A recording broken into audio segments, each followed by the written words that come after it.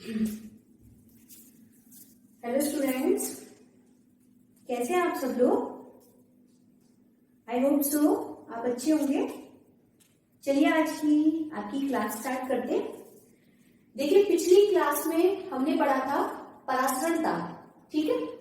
अब आज की क्लास में हम अपना स्टार्ट करते हैं नया टॉपिक, स्पीड दाब। देखो, ये भी बहुत इंपॉर्टेंट है, इससे बहुत छोटे छोटे बड़े बड़े क्वेश्चंस पेपर में आते हैं। तो क्या होता है स्पीड दाब? देखो, जब भी किसी हम पादप कोशिका को, मान लीजिए ये कोई प्लांट सेल है, पादप कोशिका को शुद्ध जल के अंतर्गत रखते हैं। देखिए, ये जो हमने लिया है बीकर में शुद्ध जल है, इसमें हमने किसी प्लांट सेल को रखा है। जब भी किसी पादप कोशिका को अपन शुद्ध जल में रखते हैं तो हमें पता है कि इनमें कौन सी क्रिया होगी? परासरण। तो परासरण की क्रिया के कारण जल जो है वो किसमें प्रवेश करेगा? इस पादप कोशिका के अंतर्गत। कौन सी क्रिया के द्वारा? परासरण की क्रिया के द्वारा। तो जब भी किसी पादप कोशिका को शुद्ध जल से भरे हुए बीकर में रखते हैं तो परासरण की क्रिया के द्वारा जल क्या करता है? कोशिका में प्रवेश करता है। और जैसे जैसे जल कोशिका में प्रवेश करेगा तो कोशिका क्या होती जाएगी? स्फीत होती जाएगी, फैलती जाएगी। जैसे जैसे कोशिका फैलती है तो कोशिका के आंतरिक भाग में पाया जाने वाला कोशिका द्रव्य इसकी बाहरी कोशिका भित्ति पर एक दाब उत्पन्न करता है, और इस दाब को ही कौन सा दाब कहते हैं? अपन स्पीड दाब। इंग्लिश में बोलते हैं इसको turgor pressure. This is very important, ठीक है। तो क्या हुआ टर्गर प्रेशर? कि जब भी किसी पादप कोशिका को शुद्ध जल में रखा जाता है तो परासरण की क्रिया के द्वारा जल कोशिका में प्रवेश करता है, जिसके कारण कोशिका क्या हो जाती है? फूलकर स्फीत हो जाती है। और कोशिका का कोशिका द्रव्य इसकी कोशिका भित्ति पर बाहर की ओर जो दाब लगाता है उस दाब को ही क्या बोलते हैं? स्पीड दाब बोलते हैं, ठीक है। देखिए, किसी भी कोशिका के लिए स्पीड दाब का मान परासरण दाब से हमेशा अधिक होता है, लेकिन कब, कौन सी कंडीशन में? जब तक कि उस कोशिका को हम शुद्ध जल में ना रखें। मतलब यदि कोई कोशिका शुद्ध जल में नहीं है तो उस कंडीशन में स्पीड दाब का मान परासरण दाब से हमेशा क्या होता है? अधिक होता है। लेकिन जैसे ही हम कोशिका को किस में रखते हैं? शुद्ध जल में रखते हैं, तो एक कंडीशन ऐसी आती है जब कोशिका लगातार फूल जाती है अपनी अधिकतम स्टेज तक, या उससे ज्यादा नहीं फूल सकती, तो उस स्टेज पर आकर इसका टीपी का जो मान है वो इसके ओपी के मान के बराबर हो जाता है। याद रखना, कब होगा ये? जब किसी पादप कोशिका को किस में रखेंगे? शुद्ध जल में। लेकिन शुद्ध जल में रखने से पहले टीपी का मान हमेशा किससे ज्यादा होता है? ओपी से। ओपी मतलब ऑस्मोटिक प्रेशर, परासरण दाब, जो अपन पिछली वीडियो में पढ़ चुके हैं। तो टीपी से, लेकिन जैसे जैसे कि इस कोशिका को शुद्ध जल में रखते हैं तो एक स्थिति ऐसी आती है जब कोशिका आगे नहीं फूल सकती, वो उसकी आखिरी सीमा होती है। तो उस कंडीशन पर टीपी का मान हमेशा किसके बराबर होता है? ओपी के। और जहां टीपी का मान बराबर ओपी होता है वो कोशिका कैसी कोशिका होती है? आपकी स्फीत कोशिका होती है। मतलब कैसी कोशिका होती है? टारगेट कोशिका होती है, जो फूल चुकी होती है, अब उसमें आगे फूलने की कोई भी कंडीशंस नहीं होती, ठीक है।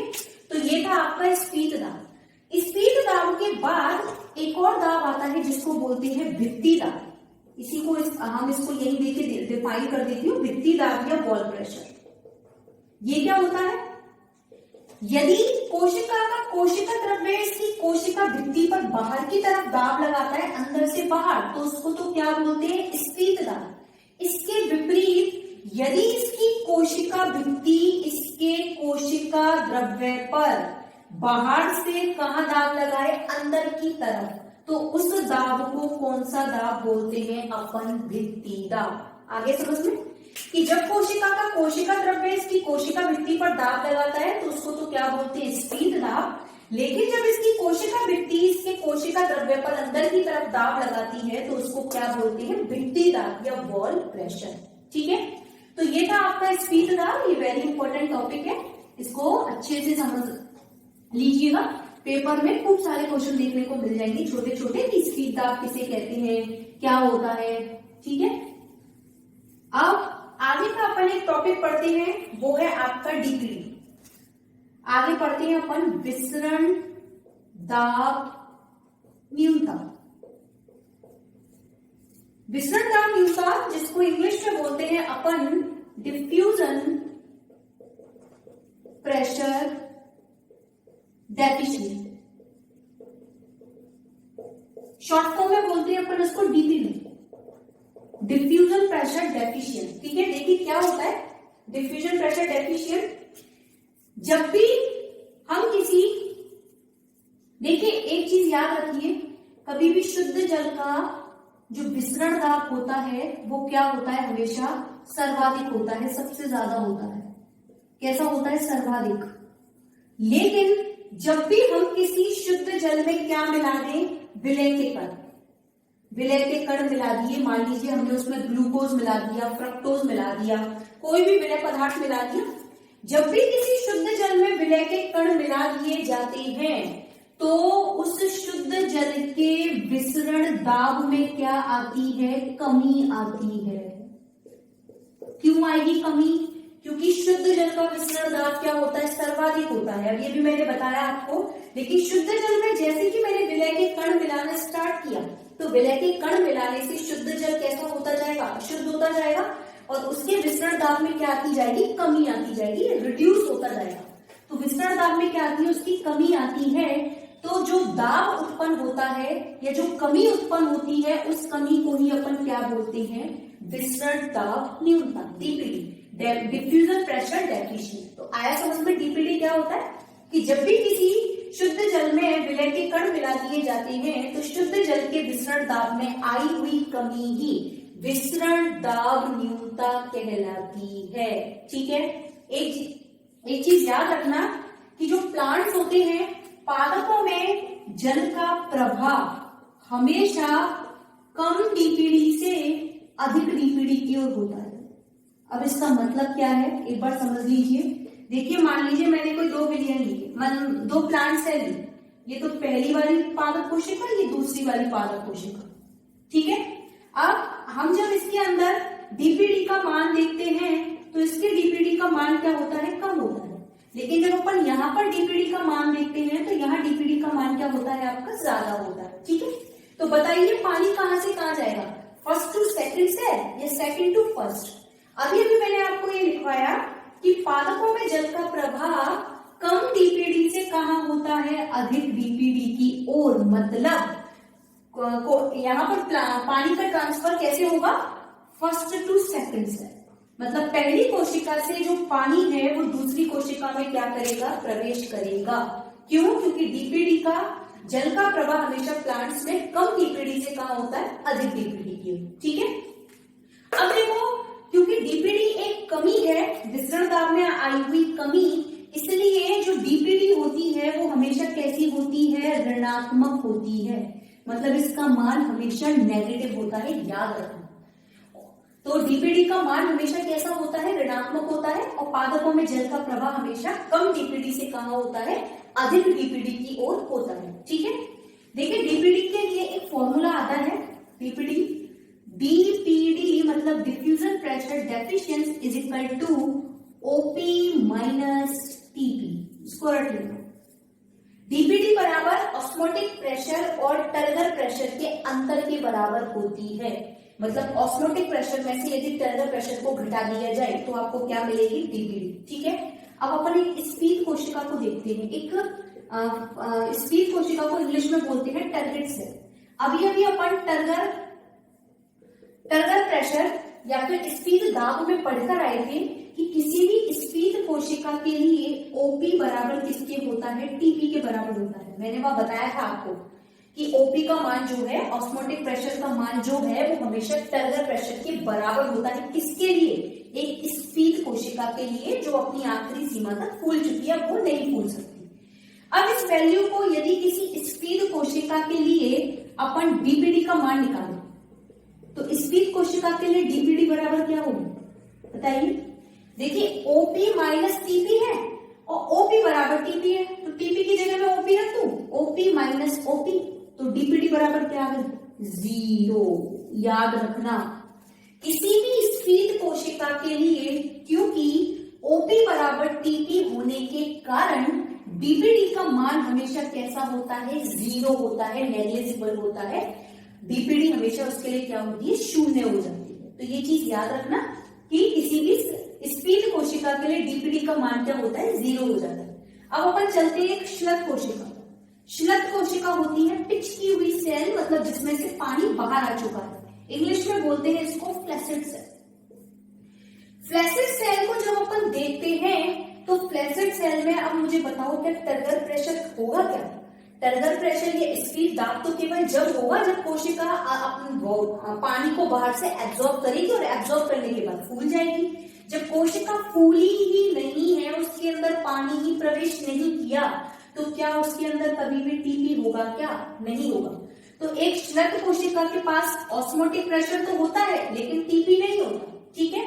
तो एक श्लथ कोशिका के लिए यदि हम डीपीडी का मान देखें तो डीपीडी बराबर क्या आएगी, ओपी के बराबर आएगी। आएगी या नहीं आएगी? क्यों आएगी? क्योंकि एक श्लथ कोशिका के लिए टीपी तो क्या होती है, 0 होती है, होती नहीं। तो डीपीडी बराबर किसके हो जाएगी, ओपी के या ऑस्मोटिक प्रेशर की। तो ये दो पॉइंट है कि स्फीत कोशिका के लिए डीपीडी का मान 0 होता है, क्योंकि स्फीत कोशिका के लिए ओपी किसके बराबर होता है, टीपी के। लेकिन एक श्लथ या पिचकी हुई कोशिका में टीपी बराबर क्या होता है, 0, उसके लिए टीपी कुछ नहीं होता। तो एक श्लथ कोशिका के लिए डीपीडी का मान हमेशा किसके बराबर होता है, ओपी के बराबर होता है। किसके? ऑस्मोटिक प्रेशर के बराबर होता है। ये चीज आपको याद रखनी है, ठीक है। तो ये था आपका विसरण दाब न्यूनता।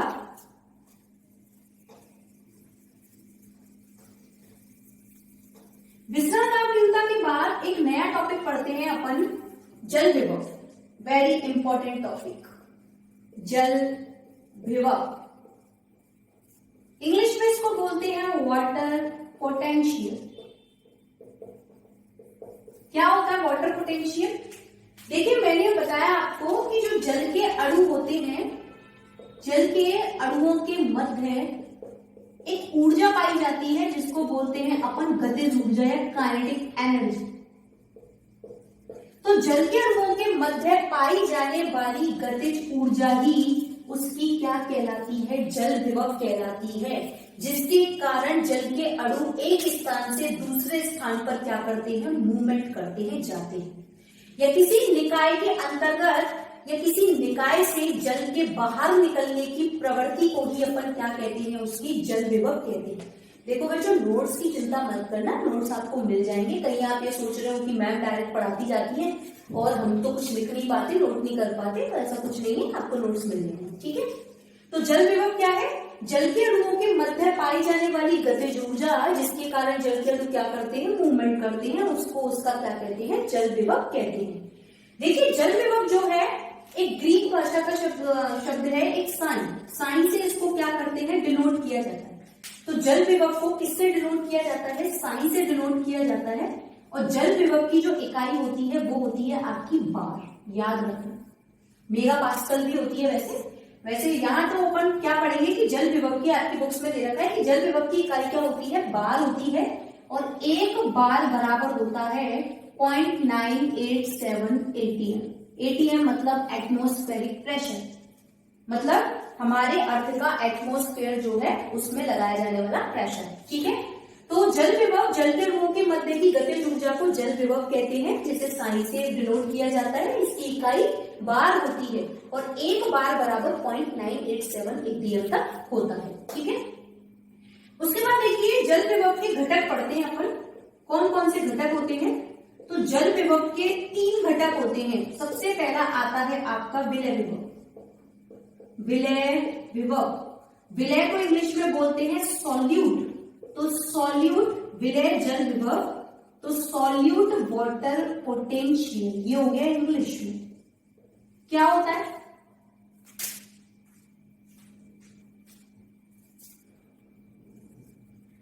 विलय जल विभव, ठीक है। विलय जल विभव, विलय को बोलते हैं सॉल्यूट। तो साइन एस, देखिए जल विभव जो है उसको डिनोट करते हैं साइन W से। W मतलब वाटर और साइन मतलब विभव, तो वाटर पोटेंशियल, ठीक है। और यहाँ सॉल्यूट है तो सॉल्यूट के लिए S लगा दिया और साइन का मतलब आपका जल विभव। तो जल विभव क्या होता है, जब भी हम किसी शुद्ध जल में किसके कण मिला दिए, विलय के कण मिला दिए जाए,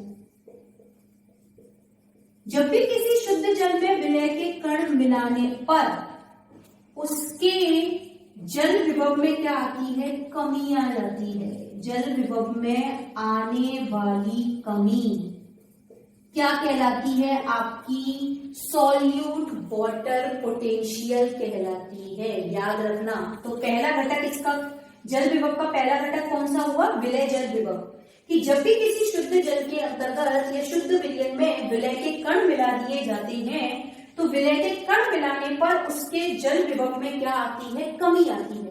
और इस आई हुई कमी को ही अपन क्या बोलते हैं, विलय जल विभव या सॉल्यूट वाटर पोटेंशियल कहते हैं, जिसे साइन एस से क्या किया जाता है, डिनोट किया जाता है। और इसका मान हमेशा कैसा होता है, ऋणात्मक होता है, याद रखना, ठीक है। तो ये था इसका पहला घटक। अब पढ़ते हैं अपन जल विभव का दूसरा घटक। तो देखिए जल विभव का जो दूसरा घटक है उसको बोलते हैं दाब जल विभव। दाब जल विभव या उसको इंग्लिश में बोलते हैं अपन प्रेशर वाटर पोटेंशियल। दाब मतलब प्रेशर और जल विभव मतलब वाटर पोटेंशियल। इसका मतलब क्या होता है, इसको देखो किससे डिनोट करते हैं, साइन पी से। पी मतलब प्रेशर और साइन मतलब जल विभव, तो प्रेशर वाटर पोटेंशियल। जब किसी विलयन में या जब किसी विलयन पर 1 ATM या 1 एटमॉस्फेरिक दाब लगाया जाता है तो उसके जल विभव में वृद्धि होती है, या उसके जल विभव में क्या होती है, वृद्धि होती है। तो इस आई हुई वृद्धि को ही अपन क्या बोलते हैं, दाब जल विभव, ठीक है। कि जब भी किसी विलयन में एक एटीएम, मान लीजिए कोई यही वाला विलयन उठा लें अपन जहां पर विभव का मान क्या था, कम हो रहा था। अब इसी वाले विलयन पर यदि अपन कितना दाब लगा दे, 1 ATM का, तो जब भी किसी विलयन पर 1 ATM का दाब लगाया जाता है और दाब लगाने के कारण उसके जल विभव में क्या होती है, वृद्धि होती है। तो जल विभव में आई हुई यह अधिकता क्या कहलाती है, दाब जल विभव कहलाती है, जिसको किससे डिनोट किया जाता है, साइन पी से प्रदर्शित किया जाता है। इसका मान हमेशा कैसा होगा, धनात्मक, क्योंकि इसके कारण जल विभव में क्या होती है, वृद्धि होती है, ठीक है। फिर उसके बाद आता है एक और तीसरा घटक जो आता है इसका, वो आता है आपका मैट्रिक विभव। मैट्रिक विभव इसको डिनोट करते हैं साइन एम से, एम फॉर मैट्रिक। अब मैट्रिक विभव क्या होता है, देखो मैट्रिक विभव मोस्टली उस सतह के लिए काम में लिया जाता है जिसके द्वारा जल का अपशोषण किया जाता है। और परासरण की क्रिया के दौरान जो ये मैट्रिक विभव होता है इसका कोई भी इंपॉर्टेंस नहीं होता, तो इसको तो ना के बराबर लेकर चलते हैं। लेकिन होता क्या है कि मैट्रिक विभव का उपयोग उस सतह के लिए किया जाता है जिसके द्वारा जल का क्या किया जाता है, अवशोषण किया जाता है, लेकिन परासरण की क्रिया के दौरान इसका कोई भी महत्व नहीं होता। तो देखो शुरुआत हमने कहां से की थी, जल विभव से, जिसको किससे डिनोट करते हैं, साइन डब्ल्यू से। तो साइन डब्ल्यू किस किसके कितने घटकों से मिलकर बना था, 3। सबसे पहला आया था साइन एस, ये रहा विलय जल विभव। दूसरा क्या आया था आपका, प्रेशर जल विभव या साइन पी। और तीसरा आपका क्या आया था, मैट्रिक जल विभव या साइन एम। तो ये बन गया आपका एक फॉर्मूला कि psi W is equal to psi S plus psi P plus psi M. कि जो जल विभव का मान है वो दाब जल विभव, विलय जल विभव, दाब जल विभव और मैट्रिक विभव के क्या होता है, योग के बराबर होता है। लेकिन परासरण की क्रिया के दौरान साइन एम को नेग्लिजिबल लेकर चलते हैं अपन, तो इसलिए किसी भी पादप के लिए साइन डब्ल्यू बराबर क्या होता है, साइन एस प्लस साइन, याद रखना, ठीक है। एक और चीज, साइन एस जो है वो एक ऑस्मोटिक प्रेशर के बराबर ही होता है, याद रखना, ठीक है। कि साइन एस जो है हम उसको ऑस्मोटिक प्रेशर भी कह सकते हैं, और साइन पी जो है उसको अपन टर्नर प्रेशर भी कह सकते हैं, स्टीप दाब भी कह सकते हैं। तो जल के अणुओं के मध्य रखने वाली गतिज ऊर्जा को जल विभव कहा जाता है। जब भी किसी शुद्ध जल में विलय के कण मिला देते हैं तो जल विभव में आने वाली कमी को विलय जल विभव कहा जाता है। और यदि किसी विलयन में 1 एटीएम का दाब लगा दिया जाए तो उसके जल विभव में होने वाली वृद्धि को दाब जल विभव कहते हैं। और जिस सतह के द्वारा जल का अवशोषण किया जाता है उस सतह के लिए कौन से विभव को काम में लेते हैं? मैट्रिक विभव को। लेकिन परासरण की क्रिया के दौरान ये काम में नहीं आता, इसलिए विलय विभव किसके बराबर होता है? आपका जल विभव बराबर विलय विभव प्लस दाब जल विभव। ठीक है।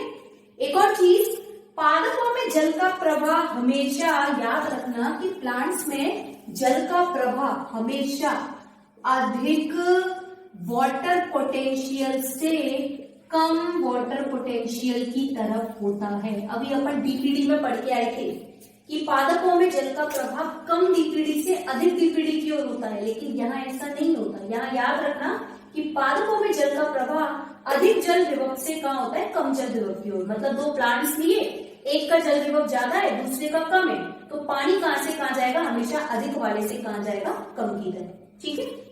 तो ये था आपका वाटर पोटेंशियल या जल विभव। ये भी इंपॉर्टेंट था। इसकी इकाई क्या थी आपकी? बार। ठीक है। एक बार बराबर 0.9878। उसके बाद नेक्स्ट टॉपिक आता है आपका विलयन, जो कि अपन केमिस्ट्री में खूब अच्छे से पढ़कर आते हैं। विलयन को इंग्लिश में क्या बोलते हैं? सॉल्यूशन। ठीक है। विलयन मतलब दो चीजें होती है, एक होती है विलय और दूसरी आपकी क्या होती है? विलायक। तो विलय प्लस विलायक दोनों मिलकर क्या बनाती है? आपकी विलयन। और विलायक के रूप में हम मोस्टली प्लांट्स के लिए किसको काम में लेते हैं? शुद्ध जल को। ठीक है। मैंने जैसे जल की प्रॉपर्टी में पढ़ाया था कि जल एक अच्छे विलायक के रूप में काम करता है, ध्रुवीय होता है, पोलर होता है। तो जब भी किसी शुद्ध जल में विलय के कण मिला दिए जाएं तो वो विलायक और विलय दोनों मिलकर क्या बनाते हैं? आपका विलयन बनाते हैं। तो विलयन तो वैसे कॉमन है, आप पढ़ के आए कि विलयन क्या होता है? विलय और विलायक मिलकर क्या बनाते हैं? विलयन बनाते हैं। ठीक है। अब प्लांट्स में देखिए 3 प्रकार के विलयन होते हैं। कौन कौन से? एक आता है आपका अति परासरी विलयन। ठीक है। ये किसके आधार पर है? परासरण के आधार पर। दूसरा आता है आपका अल्प परासरी विलयन और तीसरा आता है आपका समपरासरी विलयन। अब ये क्या क्या होते हैं देखिए। अति परासरी विलयन को इंग्लिश में बोलते हैं हाइपरटोनिक सॉल्यूशन, और अल्परासरी को क्या बोलते हैं? हाइपोटोनिक सॉल्यूशन, और समपरासरी को बोलते हैं आइसोटोनिक सॉल्यूशन। अब क्या होता है देखो, नाम से पता चल रहा है अति मतलब ज्यादा और परासरी मतलब परासरण विलयन। परासरी का मतलब परासरण दाब से।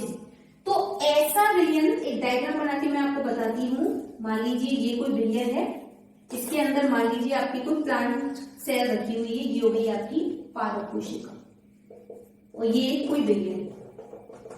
तो क्या होता है कि परासरी विलयन ऐसा विलयन जिसमें विलय की सांद्रता किसी पादप कोशिका में उपस्थित विलय की सांद्रता की तुलना में क्या होती है? ज्यादा होती है। किसकी सांद्रता? विलय की सांद्रता। अति मतलब ज्यादा होना, किसका ज्यादा होना? विलय की सांद्रता का ज्यादा होना। जब भी किसी ऐसा विलयन जिसमें विलय की सांद्रता पादप कोशिका में उपस्थित विलय की सांद्रता की तुलना में कैसी होती है? ज्यादा होती है। देखो बाहर तो ज्यादा है, लेकिन इस पादप कोशिका के अंतर्गत या आंतरिक भाग में विलय की सांद्रता क्या होगी? कम होती है। ठीक है।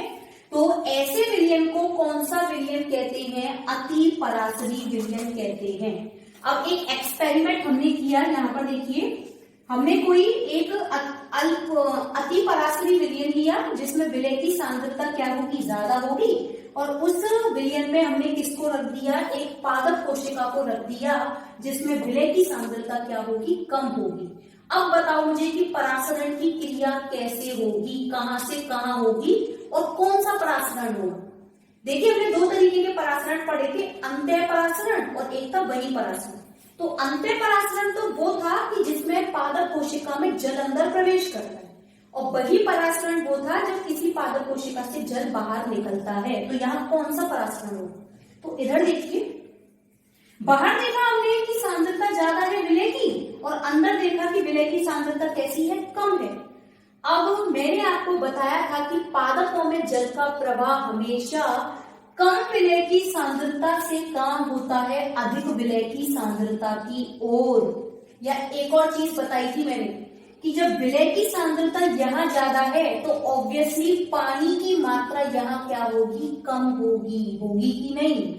जबकि अंदर विलय की सांद्रता कैसी है? कम है, तो वहां अंदर जो है वो पानी की मात्रा कैसी होगी? ज्यादा होगी। और पादपों में जल का प्रवाह अधिक पानी की सांद्रता से कहाँ होता है? कम पानी की सांद्रता की ओर। तो या तो अपन ये कह लें कि पादपों में जल का प्रवाह कम विलय की सांद्रता से अधिक विलय की सांद्रता की ओर होता है, या ये बोल सकते हैं जल का प्रवाह अधिक जल की सांद्रता से कम जल की सांद्रता की ओर होता है परासरण की क्रिया के दौरान। तो मतलब जल कहां से कहा जाएगा? इस पादप कोशिका के अंदर उपस्थित जल बाहर निकल के कहां आ जाएगा? इस अति परासरी विलयन के अंतर्गत आ जाएगा। आएगा कि नहीं आएगा? और ये कोशिका जो है वो सिकुड़ कर कैसी हो जाएगी? छोटी हो जाएगी। इस कोशिका को अपन कौन सी कोशिका बोलेंगे? श्लथ कोशिका या फ्लैसिड सेल। श्लथ मतलब वो कोशिका जिसमें से पानी बाहर निकला। और कौन सी क्रिया के दौरान बाहर निकला? वो था आपका वही परासरण। तो याद रखना कि ऐसा विलयन जिसमें विलय की सांद्रता किसी पादप कोशिका की तुलना में अधिक होती है, और ऐसे विलयन में जब भी किसी पादप कोशिका को रखते हैं तो वही परासरण की क्रिया के दौरान इस पादप कोशिका में से जल क्या होता है? बाहर आ जाता है। और जल के बाहर आने की क्रिया को कौन सा परासरण बोलते हैं? वही परासरण बोलते हैं। तो आगे आती परासरी विलयन क्या होता है? ठीक है, अब देखिए नेक्स्ट पढ़ते हैं अपन अल्प परासरी विलयन। अब इसका उल्टा क्या होता है? अल्प परासरी विलयन। दोबारा से ये कोई प्लांट सेल और ये आपका कोई सॉल्यूशन। ठीक है, ऐसा विलयन जिसमें विलय की सांद्रता पादप कोशिका में विलय की सांद्रता की तुलना में कैसी होती है? कम होती है। ऐसे विलयन को कौन सा विलयन कहते हैं? अल्प परासरी विलयन कहते हैं। देखिए, ऐसा विलयन जिसमें विलय के कण की सांद्रता पादप के आंतरिक भाग में उपस्थित विलय की सांद्रता की तुलना में कैसी है? कम है। अल्प मतलब थोड़ी होना, कम है, तो ऐसे विलयन को क्या बोलते हैं? अल्प परासरी। अब देखिए, यहाँ एक अल्प परासरी विलयन के अंदर किसी कोई पादप कोशिका रखी है। अब हमको दिखाई दे रहा है कि विलय की सांद्रता अंदर तो क्या है? ज्यादा है, लेकिन बाहर क्या है? कम है। अब बाहर विलय की सांद्रता कम है तो ऑब्वियसली बात है कि बाहर जल की मात्रा क्या होगी? ज्यादा होगी, जबकि अंदर जल की मात्रा कैसी होगी? कम होगी। और परासरण की क्रिया के दौरान जल का प्रवाह हमेशा अधिक जल की सांद्रता से कहाँ होता है? कम जल की सांद्रता की ओर। मतलब जल जो है वो बाहर से किस में प्रवेश करेगा? इस पादप कोशिका। और जैसे ही इस पादप कोशिका में जल प्रवेश करेगा, ये कोशिका फूल कर क्या होगी? स्फीत हो जाएगी। और इस कोशिका को क्या बोलेंगे हम? स्फीत कोशिका। तो ये था आपका अल्प परासरी विलयन, कि ऐसा विलयन जिसमें विलय की सांद्रता पादप कोशिका की तुलना में कम होती है और जल का प्रवाह मतलब अपनी विलय की कम सांद्रता से अधिक सांद्रता की ओर होने के कारण परासरण की क्रिया के द्वारा जल कोशिका में प्रवेश करता है। और कौन सा परासरण होता है? अंतःपरासरण। तो याद रखना कि किसी भी अति परासरी विलयन में पादप कोशिका को रखने पर जल उसमें से बाहर आ जाता है, जिसको बोलते हैं वही परासरण। जबकि किसी अल्प परासरी विलयन में किसी पादप कोशिका को रखने पर जल उसके अंदर प्रवेश करता है, जिसको क्या बोलते हैं? अंतःपरासरण। ठीक है, और लास्ट आपका कौन सा आता है? समपरासरी। सम मतलब समान, इसका क्या मतलब है कि ऐसा विलयन जिसमें विलय की सांद्रता किसी पादप कोशिका में विलय की सांद्रता के क्या होती है, एकदम बराबर होती है। कि बाहर विलयन में जितनी भी विलय की मात्रा है, अंदर कोशिका में भी उतनी ही विलय की मात्रा होगी। तो जब भी ऐसे विलयन में हम किसी पादप कोशिका को रखेंगे तो पादप कोशिका के ऊपर कोई भी प्रभाव नहीं पड़ेगा। अरे भाई क्यों पड़ेगा फर्क? विलय की सांद्रता यदि पादप कोशिका के अंदर कम होती और बाहर ज्यादा होती तो पानी बाहर आ जाता। यदि विलय की सांद्रता पादप कोशिका में ज्यादा होती और विलयन में कम होती तो पानी कहां से कहा जाता, अंदर, वो बाहर से प्लांट कोशिका में प्रवेश कर जाता।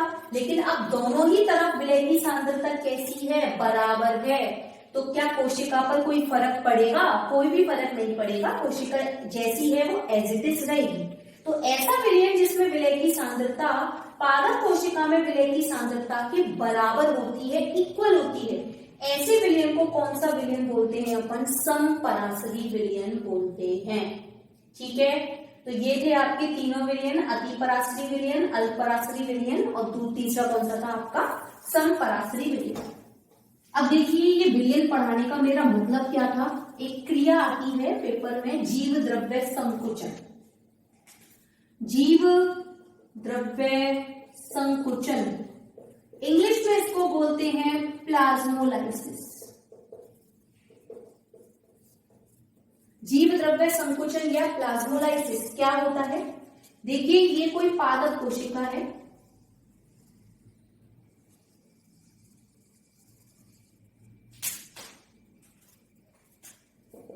ये इसमें जीव द्रव्य भरा हुआ है।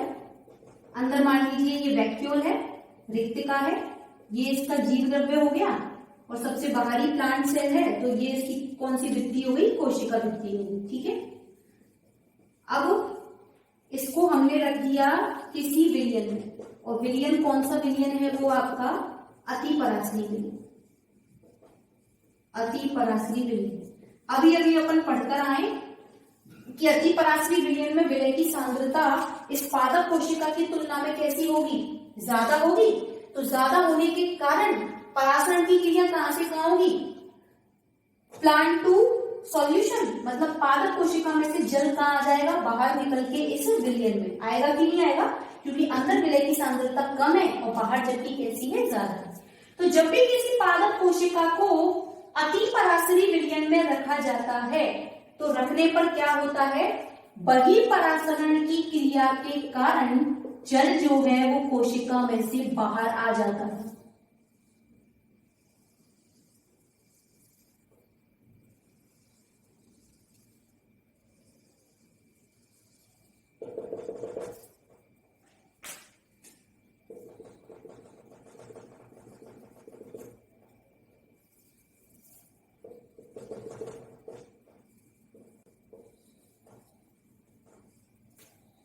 जब भी किसी पादप कोशिका को अतिपराशरी विलयन में रखा जाता है तो परासरण की क्रिया के दौरान जल जो है वो कोशिका में से बाहर आ जाता है, जिसके कारण कोशिका कैसी हो जाती है? संकुचित हो जाती है या श्लथ हो जाती है, फ्लैसिड हो जाती है। इस क्रिया को ही अपन क्या कहते हैं? जीव द्रव्य संकुचन कहते हैं। इधर देखो, ये इसकी कोशिका भित्ति है, ये इसका जीव द्रव्य है। जैसे ही इसकी कोशिका भित्ति और इसके जीव द्रव्य के मध्य वाले भाग में कौन सा विलयन आ जाता है? आपका अतिपराशरी विलयन। तो जैसे ही इसका अतिपराशरी विलयन इन दोनों के बीच में आता है तो यहाँ इसका जो जीव द्रव्य है, जो पहले कोशिका भित्ति से अटैच था, तो इसका जीव द्रव्य संकुचित होकर इसकी कोशिका भित्ति से क्या हो जाता है? अलग हो जाता है। होता है या नहीं होता? और लगातार संकुचित होता जाता है और पूरी कोशिका क्या हो जाती है? संकुचित हो जाती है। तो जीव द्रव्य इसका कैसा हो गया? संकुचित हो गया। कुछ टाइम के बाद ये और संकुचित होता है, बिल्कुल छोटा सा हो जाता है। ठीक है, जिसको अपन कौन सी कोशिका बोलते हैं? श्लथ कोशिका। तो इसी क्रिया को अपन क्या बोलते हैं? जीव द्रव्य संकुचन। कि जब भी किसी कोशिका को अतिपराशरी विलयन में रखा जाता है तो कोशिका में परासरण या बहिर्परासरण की क्रिया के दौरान जल जो है वो कोशिका में से बाहर आ जाता है, क्योंकि यह अति परासरी विलयन कोशिका भित्ति और एक आपकी जीव द्रव्य के मध्य वाले भाग में आ जाता है, जिसके कारण इसका जीव द्रव्य संकुचित होकर इसकी कोशिका भित्ति से क्या हो जाता है, अलग हो जाता है और पूरी की पूरी कोशिका सिकुड़कर श्लथ हो जाती है, संकुचित हो जाती है। इस क्रिया को ही क्या, कौन सी क्रिया कहते हैं, अपन जीव द्रव्य कुंचन कहते हैं या प्लाज्मोलाइसिस की क्रिया कहा जाता है। आगे समझ में एक और वर्ड आता है आपका जीव द्रव्य कुंचन या संकुचन। इसको इंग्लिश में बोलते हैं डीप्लाज्मोलाइसिस। डी मतलब विपरीत, प्लाज्मोलाइसिस मतलब जीव द्रव्य संकुचन। अब क्या होता है, मान लीजिए ये जो संकुचित कोशिका है, ये जो संकुचित कोशिका है, इस संकुचित कोशिका को अब आपने किस में रख दिया, ये छोटी सी मैंने संकुचित कोशिका बनाई है, अब इस संकुचित कोशिका को मैंने किस में रख दिया, अल्प परासरी विलयन में। तो अब बताओ कौन सी क्रिया होगी, अंतः परासरण होगा कि बहिर्परासरण होगा। अभी अभी अपन पढ़ के आए थे कि जब भी किसी कोशिका को अल्प परासरी विलयन में रखा जाता है तो अंतः परासरण की क्रिया के द्वारा जल जो है वो कोशिका में क्या करता है, प्रवेश करता है, जिससे कि कोशिका क्या होती है, फूल कर कैसी हो जाती है, स्फीत हो जाती है, मतलब दोबारा अपनी वही कंडीशन में आ जाती है। उसी को क्या बोलते हैं, जीव द्रव्य कुंचन या डीप्लाज्मोलाइसिस, मतलब प्लाज्मोलाइसिस के विपरीत क्रिया। तो ये चीज समझ में आ गई कि जब भी किसी कोशिका को अति परासरी विलयन में रखा जाता है तो बहिर्परासरण की क्रिया के दौरान जल जो है वो कोशिका से बाहर आ जाता है, क्योंकि कोशिका भित्ति और जीव द्रव्य के मध्य अति परासरी विलयन आ जाने के कारण इसका जीव द्रव्य संकुचित होकर इसकी कोशिका भित्ति से अलग हो जाता है। इस क्रिया को क्या बोलते हैं अपन, जीव द्रव्य संकुचन। लेकिन इस संकुचित कोशिका को यदि अल्प परासरी विलयन में रखते हैं तो अंतः परासरण की क्रिया के द्वारा जल कोशिका में दोबारा प्रवेश करता है, जिसके कारण कोशिका फूलकर स्फीत हो जाती है।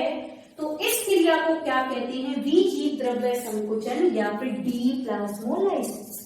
ठीक है, तो इसको अपन बोलते हैं प्लाज्मोलाइसिस। वेरी इंपॉर्टेंट टॉपिक है, अच्छे से पढ़ना आप इसको। अब देखो डीप्लाज्मोलाइसिस, ये जीव द्रव्य कुंचन का क्या महत्व है, तो इसका इंपॉर्टेंस अपन पढ़ते हैं। जैसे कि जेली, आपका जैम और अचार जो है उसको खराब होने से रोकने के लिए,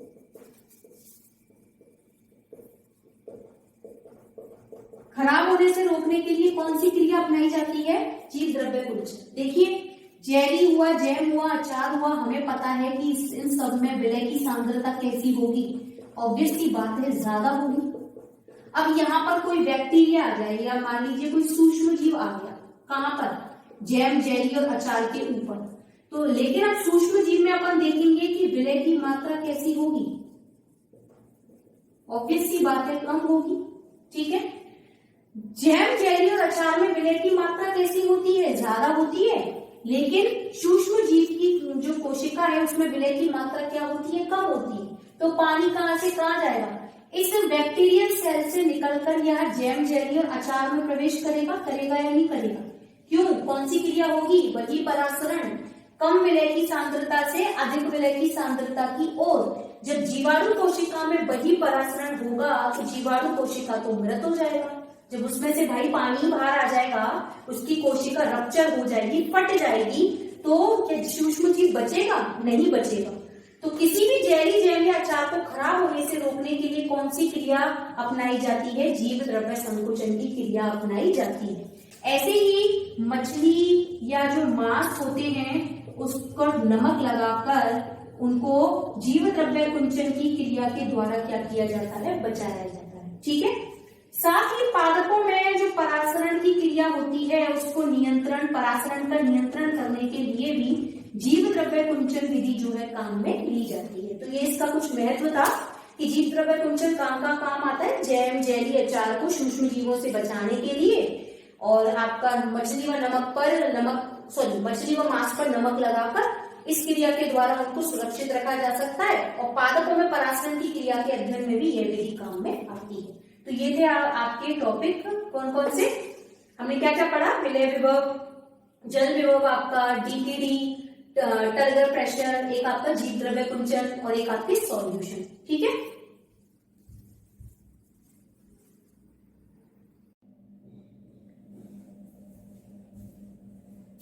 हेलो एवरीवन, चलिए आपकी आज की क्लास स्टार्ट करते हैं। तो आज का जो हमारा टॉपिक है वो है आपका वाष्पोत्सर्जन। देखिए वाष्पोत्सर्जन जिसको इंग्लिश में बोलते हैं अपन ट्रांसपिरेशन। क्या होता है वाष्पोत्सर्जन? सबने पढ़ा है छोटी क्लास में।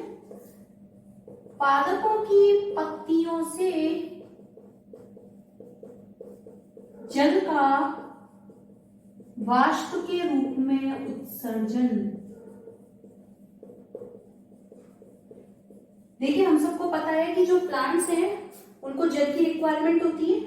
वो जल को कौन कौन सी क्रिया में काम में लेते हैं? प्रकाश संश्लेषण में काम में लेते हैं जल को। ठीक है, और किस में काम में लेते हैं प्लांट्स?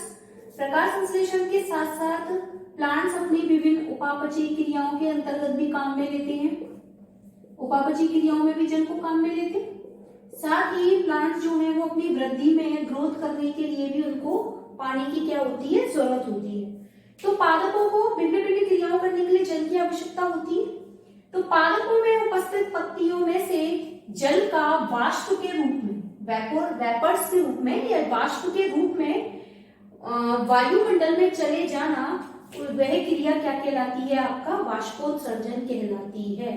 ठीक है, तो वाष्पोत्सर्जन जो पेपर में आता है तो आपको ये लिखना है कि पौधों को अपने प्रकाश संश्लेषण के लिए, अपनी उपापचयी क्रियाओं के लिए, वृद्धि के लिए जल की आवश्यकता होती है तथा पत्तियों में उपस्थित जल जो है वो उसका वाष्प के रूप में उत्सर्जन जब वायुमंडल में हो जाता है तो इस क्रिया को क्या बोलते हैं अपन? वाष्पोत्सर्जन। देखिए क्रिया कैसे होती है। जो पत्तियां होती हैं, हमें पता है पत्तियों में भी कोशिकाएं मिलेंगी और कोशिका तो प्लांट सेल है, तो कोशिका की सबसे बाहरी भित्ति को क्या कहेंगे?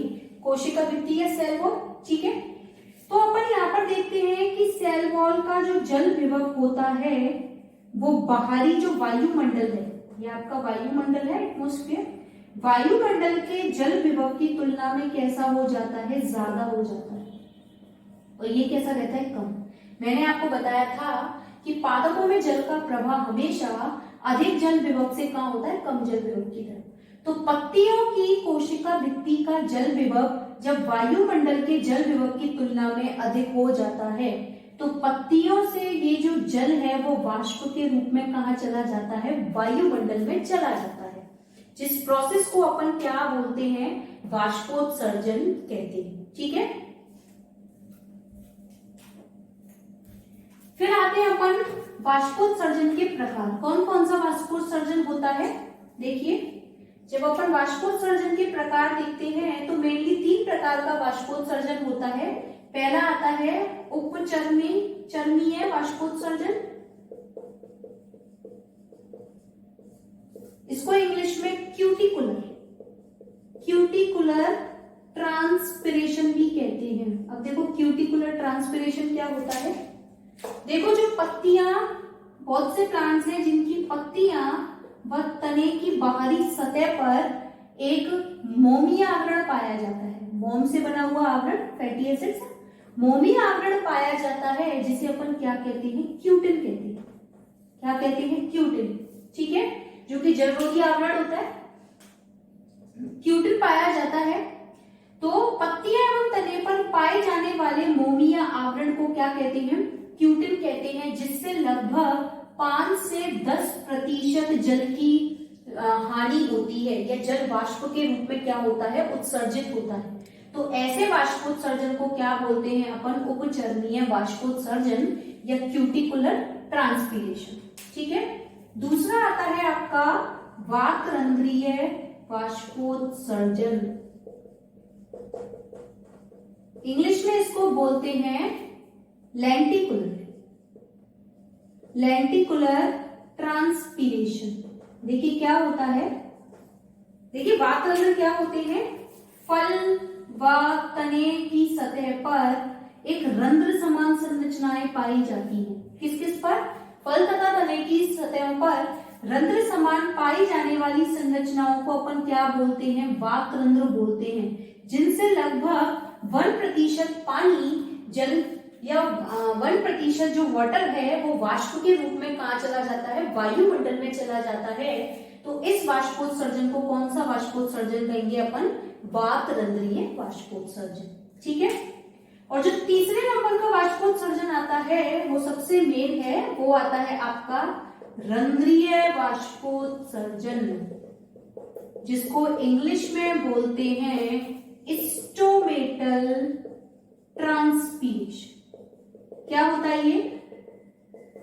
देखो, जो प्लांट्स में पत्तियां होती हैं, पत्तियों पर एक छिद्र समान संरचनाएं पाई जाती हैं, और एक छिद्र समान संरचना को ही क्या बोलते हैं? अपन रंध्र बोलते हैं, जिनसे 90% पानी कहाँ चला जाता है? वाष्प के रूप में वायुमंडल में चला जाता है।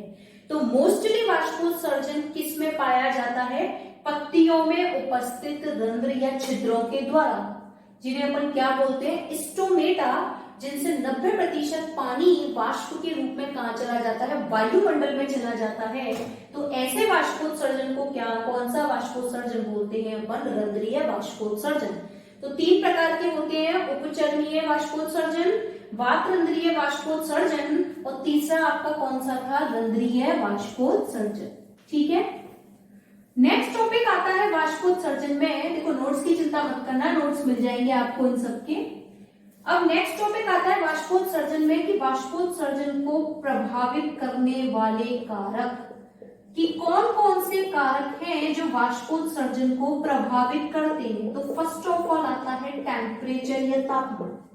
देखो, जैसे जैसे हम तापमान बढ़ाते जाते हैं तो वाष्पोत्सर्जन भी क्या होता जाएगा? बढ़ता जाएगा। ऑब्वियस सी बात है। जैसे जैसे मान लीजिए प्लांट्स की पत्तियों में लगभग 10 से 15 डिग्री सेंटीग्रेड अपन टेम्परेचर जैसे जैसे बढ़ाते हैं तो वाष्पोत्सर्जन की क्या दर जो होती है वो दुगनी होती जाती है। ठीक है।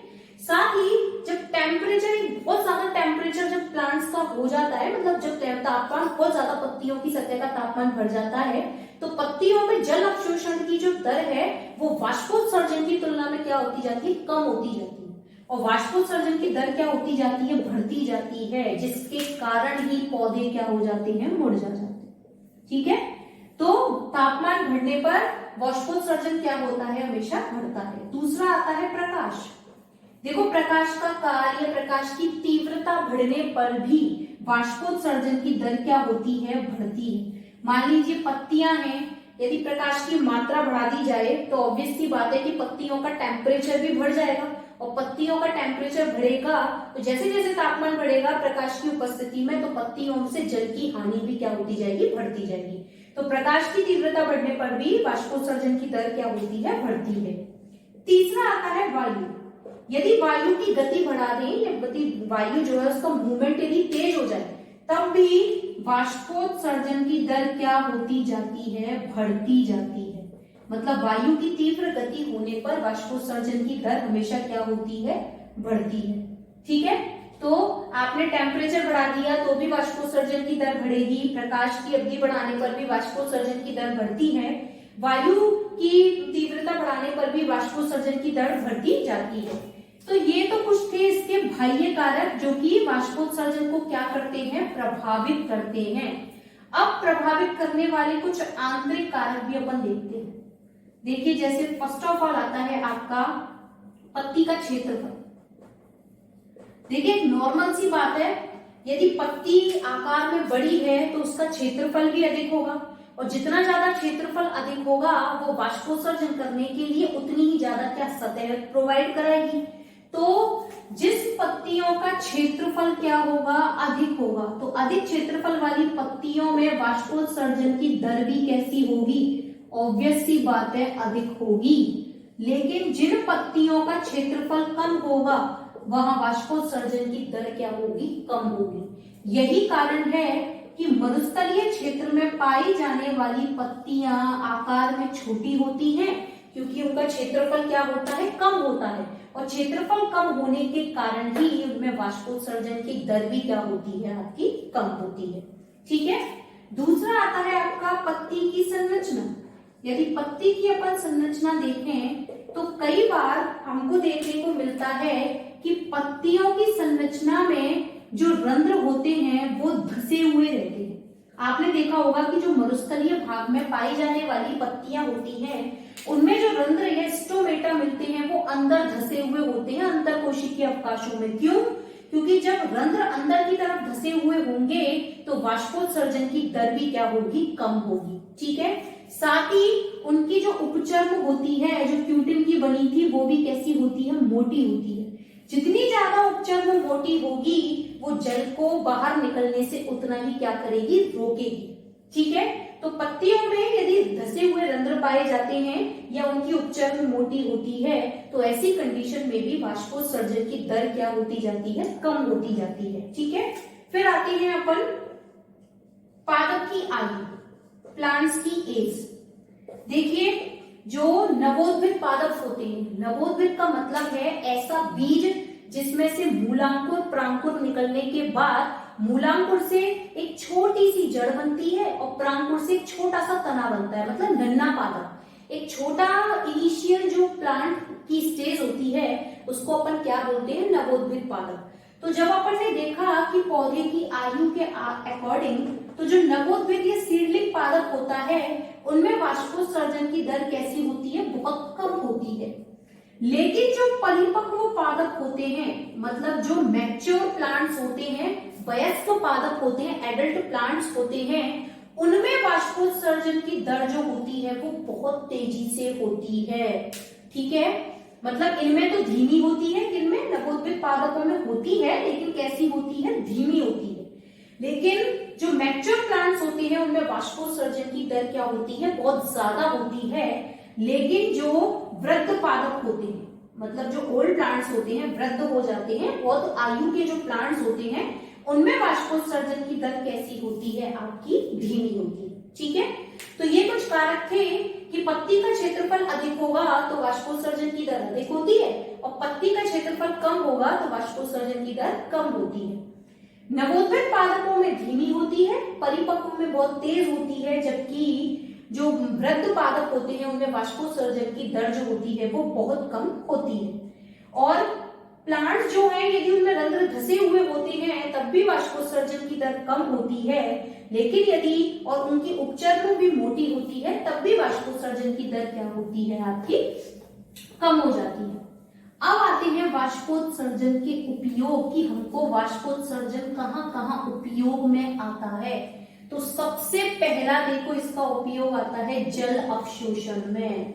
It is very important. हमको तो ये लग रहा है कि अभी आप सोच रहे होंगे कि अभी भी तो मैम ये बता रही है कि वाष्पोत्सर्जन मतलब पत्तियों से जल की हानि, फिर जल अवशोषण में वाष्पोत्सर्जन कहां से मदद करता है, ये क्वेश्चन बन गया नया आपका। तो देखिए ये सबसे इंपॉर्टेंट पार्ट है कि वाष्पोत्सर्जन होने को तो एक जल की हानि है, लेकिन फिर भी प्लांट्स के लिए क्या है, नेसेसरी है। इसको बोलते हैं एक आवश्यक बुराई, मतलब ऐसी बुराई जो प्लांट्स के लिए आवश्यक भी है। यदि वाष्पोत्सर्जन नहीं होगा तो प्लांट्स अपने कुछ ऐसे काम है जो वो नहीं कर पाएगा, तो इसको आवश्यक भी बोलते हैं और बुराई भी बोलते हैं। इसको इंग्लिश में बोलते हैं transpiration is an essential evil, कि यह एक आवश्यक बुराई है। अब देखिए बुराई कैसे है कि वाष्पोत्सर्जन हो रहा है, मतलब जल का ह्रास हो रहा है, लेकिन अब अच्छाई कैसी है, आवश्यक कैसी है। तो पहला देखिए जल अवशोषण। देखिए हमें पता है कि मृदा के द्वारा जड़ों, पादपों में जड़ों के द्वारा मृदा से क्या किया जाता है, जल का अवशोषण किया जाता है कि नहीं, मृदा से जल का अवशोषण किया जाता है। अब ये अवशोषण कैसे होता है, देखिए जो जड़ होती हैं उनमें कौन से संवहन ऊतक पाए जाते हैं, जाइलम मिलते हैं। ठीक है। तो जाइलम जैसे ही मृदा से जल का अवशोषण करते हैं तो जाइलम एक ऋणात्मक दाब उत्पन्न करते हैं, और ये ऋणात्मक दाब ही आपका कौन सा दाब कहलाता है, वाष्पोत्सर्जन दाब, जो कि मृदा से जाइलम की कोशिकाओं के द्वारा मूल तक जल के स्थानांतरण में या जल के अवशोषण में क्या करता है, मदद करता है। तो यदि वाष्पोत्सर्जन दाब नहीं होगा, ट्रांसपीरेशन फोर्स नहीं होगा, तो क्या जाइलम की कोशिकाएं मृदा से जल अवशोषित कर पाएंगी, नहीं कर पाएंगी। ये अपन आगे पढ़ेंगे रसारोहण में। तो जड़ों के द्वारा मृदा से जल अवशोषण करना जाइलम की कोशिकाओं के द्वारा एक ऋणात्मक दाब की उपस्थिति में, जो कि कौन उत्पन्न करता है, आपका वाष्पोत्सर्जन। ठीक है, तो जल के अवशोषण में वाष्पोत्सर्जन क्या होता है, आपका इंपॉर्टेंट होता है। फिर दूसरा प्रोसेस आता है रसारोहण में। अब क्या होता है रसारोहण, इसको डिटेल में पढ़ेंगे। देखो रसारोहण क्या होता है, ये कोई प्लांट्स है, ये इसकी रूट्स है। ठीक है, प्लांट्स के निचले भाग से या इसकी जड़ वाले भाग से इसके ऊपरी भाग तक, मतलब इसकी तना या पत्तियों तक जल व खनिज लवणों का स्थानांतरण की क्रिया क्या कहलाती है, आपकी रसारोहण। और रसारोहण करने के लिए कौन सा फैक्टर काम में आता है, वाष्पोत्सर्जन। देखिए यहाँ भी एक फोर्स काम में आता है, जिसको बोलते हैं वाष्पोत्सर्जन दाब। तो रसारोहण की क्रिया में पादप के निचले भाग से ऊपरी भागों तक जल और खनिज लवणों के स्थानांतरण में भी कौन सा फैक्टर काम में आता है, आपका वाष्पोत्सर्जन। तो जल का अवशोषण हुआ, रसारोहण हुआ, उसमें कौन सी क्रिया काम में आती है, आपकी वाष्पोत्सर्जन काम में आती है। ठीक है, तीसरा आता है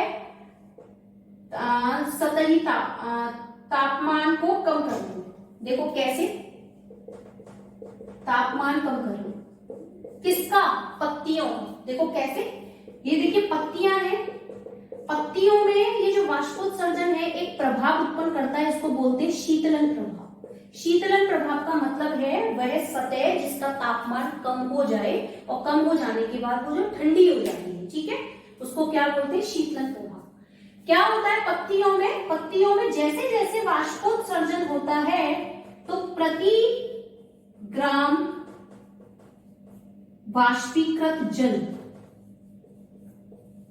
से लगभग 600 कैलोरी ऊर्जा क्या होती है, 600 कैलोरी एनर्जी क्या होती है, मुक्त होती है ऊष्मा के रूप में। देखो जब पत्तियों से जल जो है वाष्प के रूप में उत्सर्जित होता है, तो उसके साथ साथ पत्तियों से जो ऊर्जा है वो ऊष्मा के रूप में क्या होती है, उत्सर्जित होती है। और जब भी किसी क्षेत्र से या सतह से ऊष्मा निकलती है, तो उस सतह का टेम्परेचर क्या हो जाता है, कम हो जाता है। तो पत्तियों की सतह के तापमान को नियंत्रित करने में भी वाष्पोत्सर्जन क्या करता है, भूमिका निभाता है, क्योंकि प्रति ग्राम वाष्पीकृत जल होने से लगभग 600 कैलोरी एनर्जी क्या होती है, रिड्यूस्ड होती है, जिसके कारण पत्तियों का जो तापमान है वो क्या हो जाता है, कम हो जाता है। इसी को कौन सा प्रभाव बोलते हैं अपन, शीतलन प्रभाव बोलते हैं। ठीक है, तो वाष्पोत्सर्जन आवश्यक बुराई कैसी हुई कि पौधों से जल का वाष्प के रूप में उत्सर्जन होने के कारण पौधे मुरझा जाते हैं, तो ये तो बुराई हो गई। लेकिन जलों का अवशोषण करने में, रसारोहण की क्रिया में या पत्तियों में शीतलन प्रभाव उत्पन्न करने में वाष्पोत्सर्जन आवश्यक होता है। इसलिए वाष्पोत्सर्जन को क्या बोलते हैं, हम एक आवश्यक बुराई बोलते हैं, क्योंकि ये प्लांट्स के लिए आवश्यक होने के साथ साथ उसके लिए एक बुराई के रूप में भी काम करता है। ठीक है, फिर देखो एक केमिकल्स आते हैं, इनको बोलते हैं अपन प्रतिवाष्पोत्सर्जक, एंटी ट्रांसपेरेंस।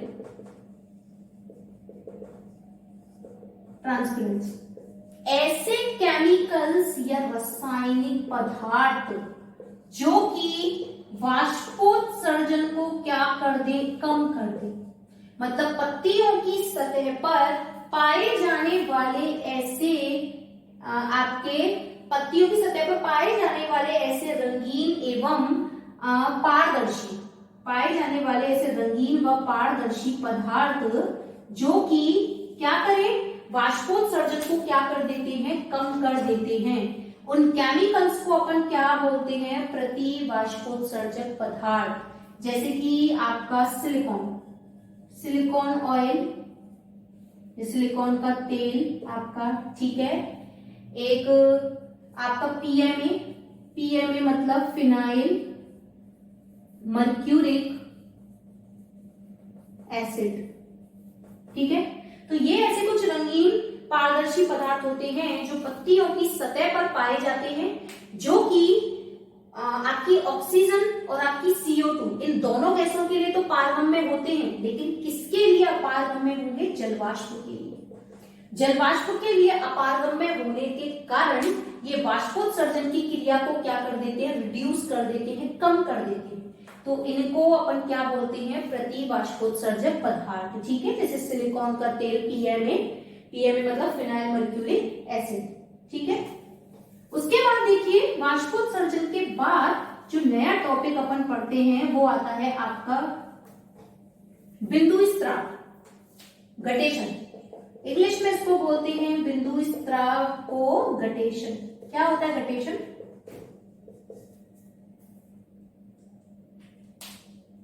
देखो, पत्तियों से जल का पत्तियों से जल का वाष्प के रूप में उत्सर्जन तो क्या कहलाता है? वाष्पोत्सर्जन। लेकिन यदि पत्तियों से जल का बूंदों के रूप में उत्सर्जन, यदि पत्तियों से जल अब की बार किस फॉर्म में निकलता है? बूंदों के रूप में, तो पत्तियों से जल का बूंदों के रूप में उत्सर्जन क्या कहलाता है? आपका बिंदु स्त्राव या गटेशन।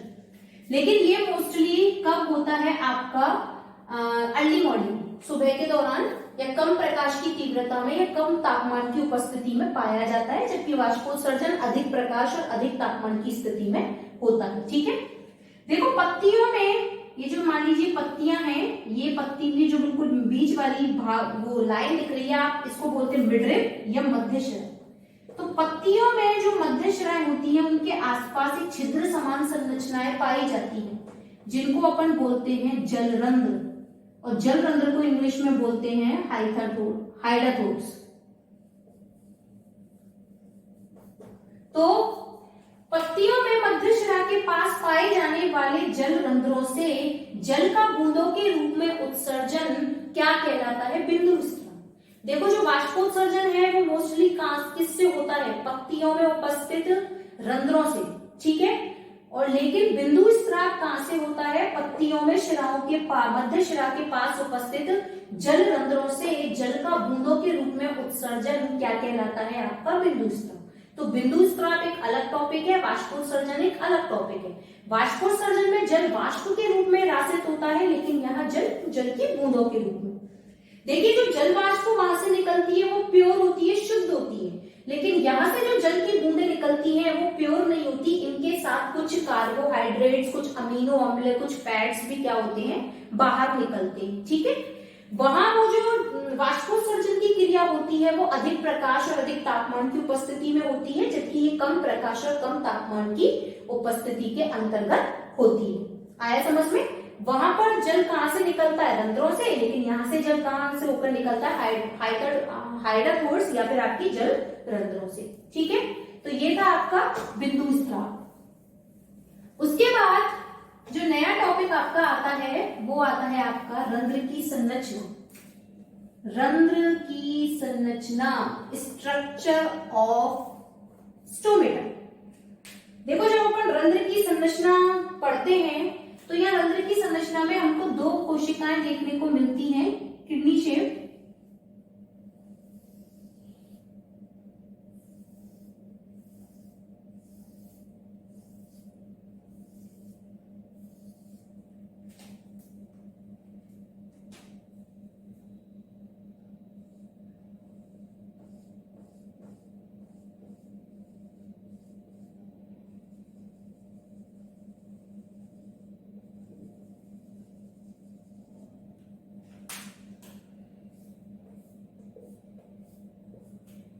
देखो, किसी रंध्र की अपन संरचना जब अपन देखते हैं तो रंध्र की संरचना में आपको ये जो दो वृक्क के समान संरचनाएं देखने को मिलती हैं, इनको बोलते हैं अपन रक्षक कोशिकाएं, या इंग्लिश में इनको बोलते हैं अपन गार्ड सेल्स।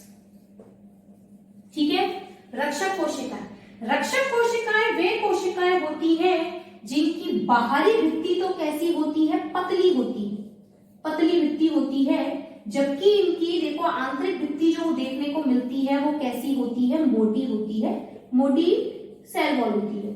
ठीक है, साथ ही जो रक्षक कोशिकाएं होती हैं उनमें कौन पाए जाते हैं, क्लोरोप्लास्ट उपस्थित होते हैं जो फोटोसिंथेसिस करने में मदद करते हैं। साथ ही इनमें कौन पाया जाता है, केंद्र के न्यूक्लियस उपस्थित होता है। अब ये जो रक्षक कोशिकाएं होती हैं वो चारों तरफ से अन्य कोशिकाओं से घिरी हुई रहती है। देखिए जिस तरीके से घिरी है, ये अन्य कोशिकाओं से घिरी हुई रहती हैं जिनको कौन सी कोशिकाएं बोलते हैं अपन, सिनर्जिड सेल या फिर सहायक कोशिका। और इनके बिल्कुल बीच वाले भाग में कौन सी गुहा पाई जाती है, उपरंध्रीय गुहा या सब स्टोमेटल कैविटी। तो ये एक स्ट्रक्चर होती है रंध्र की। रंध्र की संरचना में दो वृक्क के समान कोशिकाएं पाई जाती हैं जिनको रक्षक कोशिकाएं कहते हैं, जिनमें केंद्रक होता है, क्लोरोप्लास्ट होता है, जिनकी बाहरी भित्ति पतली होती है जबकि आंतरिक भित्ति मोटी होती है। इनके बीच वाले भाग में उपरंध्रीय गुहा पाई जाती है। और दोनों रक्षक कोशिकाओं को चारों तरफ से घेरने वाली कोशिकाओं को क्या कहते हैं, सहायक कोशिकाएं कहते हैं, जो इनके कार्यों में क्या करती है, मदद करती है। ठीक है, अब देखिए किसी भी रंध्र का खुलना या बंद होना किस पर डिपेंड करता है, रक्षक कोशिकाओं पर। यदि रक्षक कोशिकाओं के अंदर जल क्या करे, प्रवेश करे। देखो जब रक्षक कोशिकाओं में जल प्रवेश करेगा तो रक्षक कोशिकाएं कैसी होंगी, स्फीत हो जाएंगी, ये अपन पढ़ चुके हैं। तो जैसे ही स्फीत होंगी तो जो रंध्र हैं वो क्या हो जाएंगे, आपके खुल जाएंगे। जो ये काम दिन के समय होता है। लेकिन यदि रक्षक कोशिका में से जल बाहर की तरफ आ जाए, बाहर आएगा तो रक्षक कोशिका कैसी होंगी, सिकुड़ जाएंगी, श्लथ हो जाएंगी और ये स्टोमेटा क्या हो जाएंगे, बंद हो जाएंगे, जो रात्रि के दौरान होता है। मतलब रंध्रों का खुलना और बंद होना दोनों की दोनों काम किस पे डिपेंड करते हैं, रक्षक कोशिकाओं। यदि रक्षक कोशिकाएं जल अवशोषित करके स्फीत हो जाती हैं तो रंध्र खुल जाते हैं, जबकि रक्षक कोशिकाएं यदि जल उनमें से बाहर आ जाता है तो रक्षक कोशिकाएं कैसी होंगी, श्लथ हो जाएंगी। उस कंडीशन में रंध्र क्या हो जाते हैं, आपके बंद हो जाते हैं।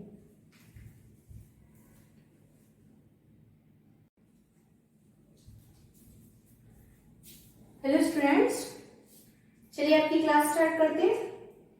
देखिए पिछली क्लास में हमने पढ़ा था रंध्र की संरचना। हमने रंध्र की संरचना में क्या पढ़ा था कि रंध्र की संरचना में वृक्क के समान दो रक्षक कोशिकाएं होती है जो कि रंध्रों के खुलने और बंद होने को क्या करती हैं, नियंत्रित करती है। ठीक है, आगे देखिए एक टॉपिक आता है रंध्रीय सूचकांक। सूचकांक को इंग्लिश में बोलते हैं अपन इंडेक्स, जिसको किससे डिनोट करते हैं, आई से।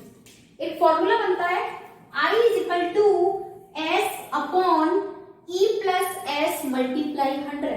यहाँ पर S क्या है, S देखो इकाई क्षेत्रफल में उपस्थित रंध्रों की संख्या, जबकि E क्या होता है, इकाई क्षेत्रफल में उपस्थित अधिचर्म कोशिकाओं की संख्या। देखो अधिचर्म मतलब होता है एपिडर्मिस, और ये किसकी एपिडर्मिस होती है, पत्तियों की। तो पत्तियों की अधिचर्म में ही कौन पाए जाते हैं, रंध्र पाए जाते हैं। और कितने रंध्र होते हैं वो उनकी संख्या कहलाती है। ठीक है, तो ये आता है 1-2 नंबर के क्वेश्चन में कि रंध्रीय सूचकांक किसे कहते हैं। तो रंध्रीय सूचकांक बराबर क्या होता है, index = S upon E + S multiply 100। इकाई क्षेत्रफल में रंध्रों की संख्या मतलब S और E मतलब इकाई क्षेत्रफल में अधिचर्म कोशिकाओं की संख्या। ठीक है,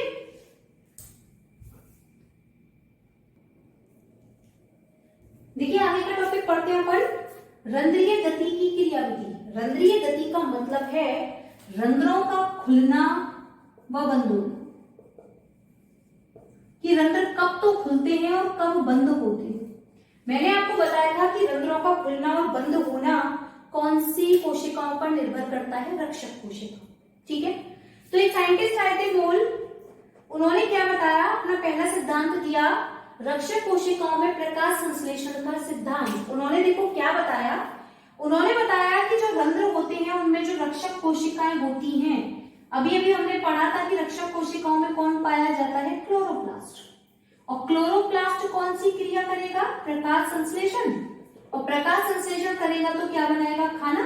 खाना मतलब आपका कार्बोहाइड्रेट। ठीक है, अब देखो जैसे ही रक्षक कोशिकाओं में इनके अनुसार, मोल के अनुसार कि रक्षक कोशिकाओं में प्रकाश संश्लेषण की क्रिया के दौरान क्या बनता है, कार्बोहाइड्रेट बनता है।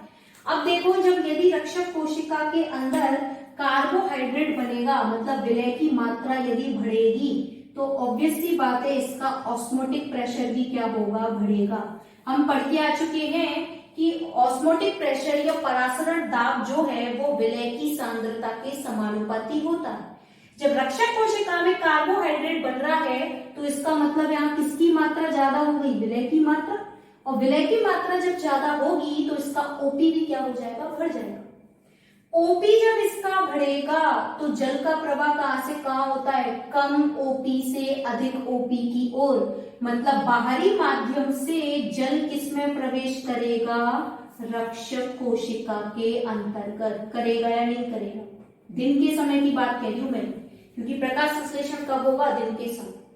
तो उन्होंने बताया कि दिन के समय रक्षक कोशिकाओं में उपस्थित क्लोरोप्लास्ट में प्रकाश संश्लेषण की क्रिया होती है, जिसके फलस्वरूप कार्बोहाइड्रेट बनता है। और कार्बोहाइड्रेट की मात्रा अधिक होने के कारण इसका ओपी भी क्या हो जाता है, अधिक हो जाता है। इसका ओपी अधिक होने पर बाहरी माध्यम में से जल इसमें क्या करता है, अंदर प्रवेश करता है। और जब जल इसमें अंदर प्रवेश करेगा तो कोशिका कैसी हो जाएगी, स्फीत हो जाएगी, फूल जाएगी, टर्गेट हो जाएगी। और स्फीत कोशिका के होने पर रंध्र क्या होते हैं, खुल जाते हैं।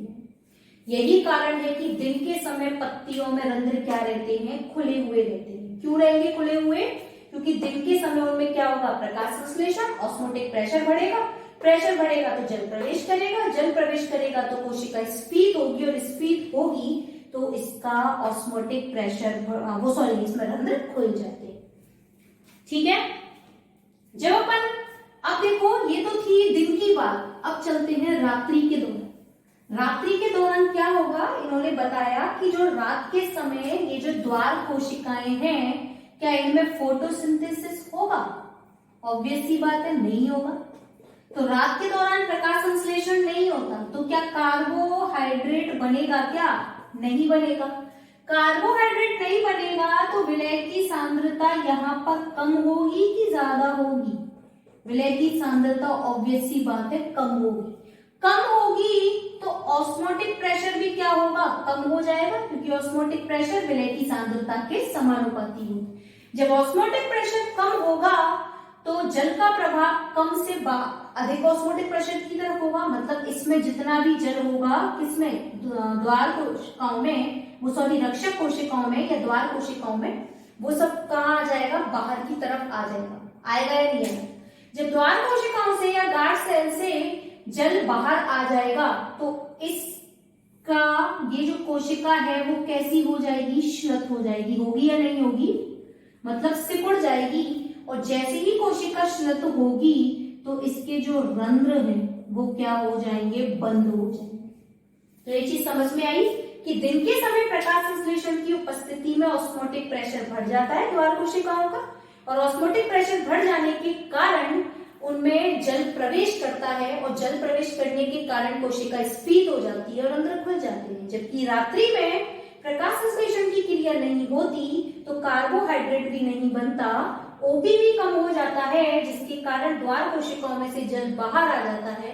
और द्वार कोशिकाओं में से जल बाहर आने के कारण कोशिका पिचक कर श्लथ हो जाती है, सिकुड़ जाती है, और रंध्र क्या हो जाते हैं, बंद हो जाते हैं।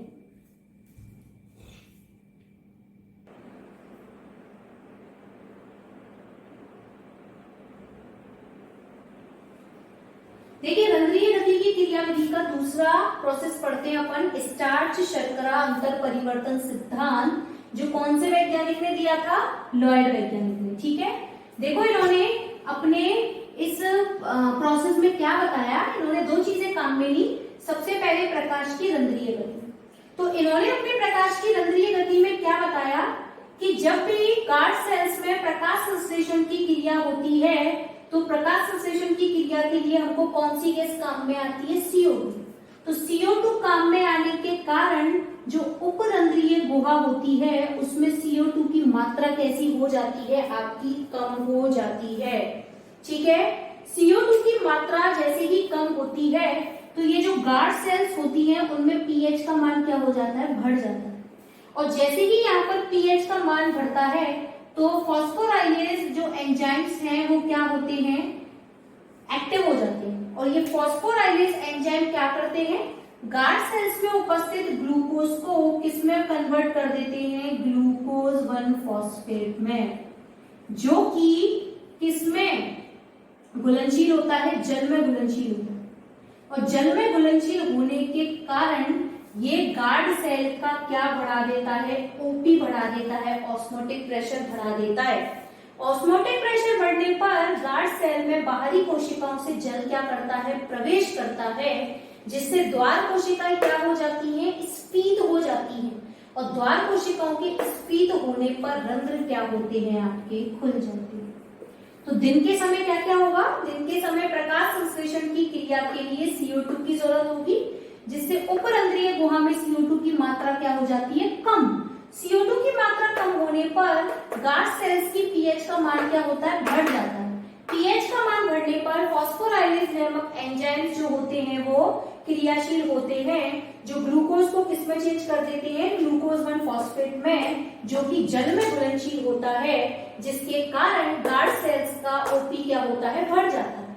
ओपी बढ़ने के कारण जल क्या होता है, बाहरी माध्यम से इसमें प्रवेश करता है, कोशिकाएं स्फीत हो जाती हैं और स्फीत हो जाने पर रंध्र क्या होते हैं, खुल जाते हैं।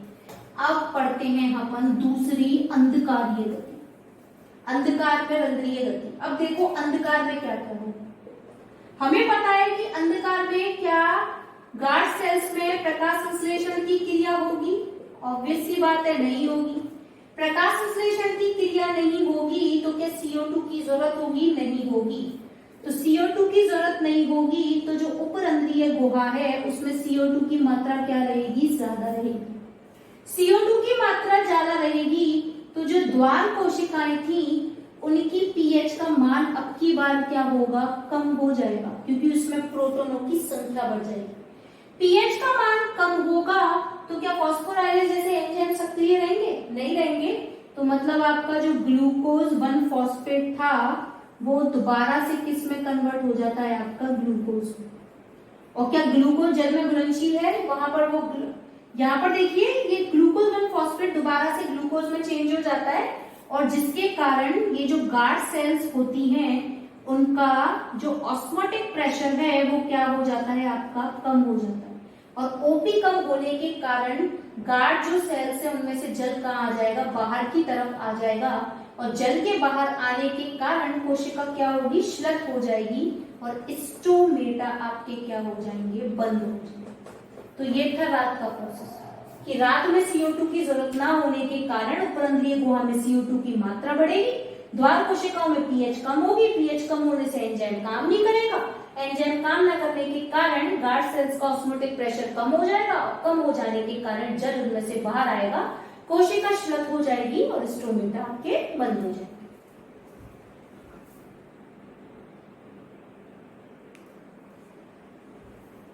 देखिए नेक्स्ट टॉपिक अपन पढ़ते हैं मूल तंत्र, रूट सिस्टम। देखिए मूल के कौन कौन से भाग होते हैं। सबसे पहला मूल का सबसे पहला भाग आता है आपका मूल को, जिसको बोलते हैं रूट कैप।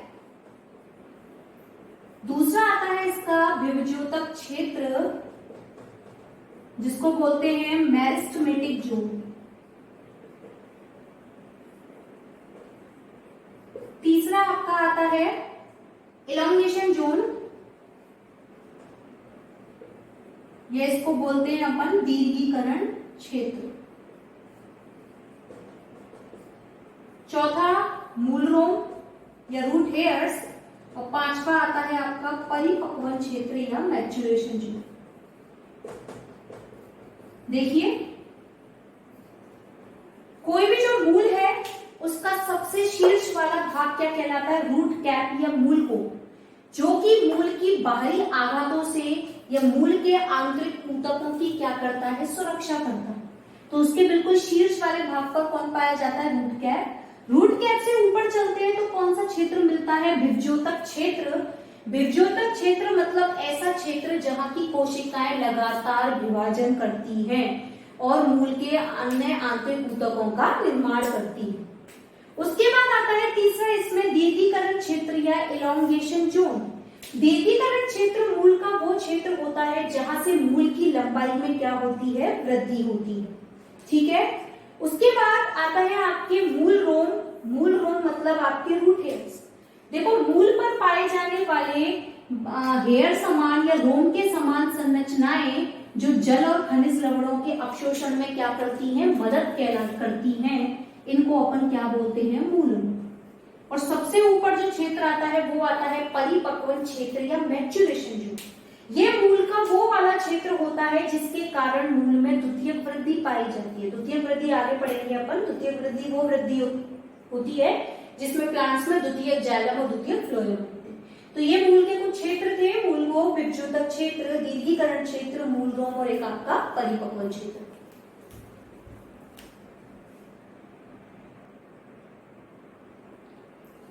देखिए आगे एक नया टॉपिक पढ़ते हैं, मूल रोम के द्वारा जल अवशोषण की क्रियाविधि। वेरी इंपॉर्टेंट टॉपिक है।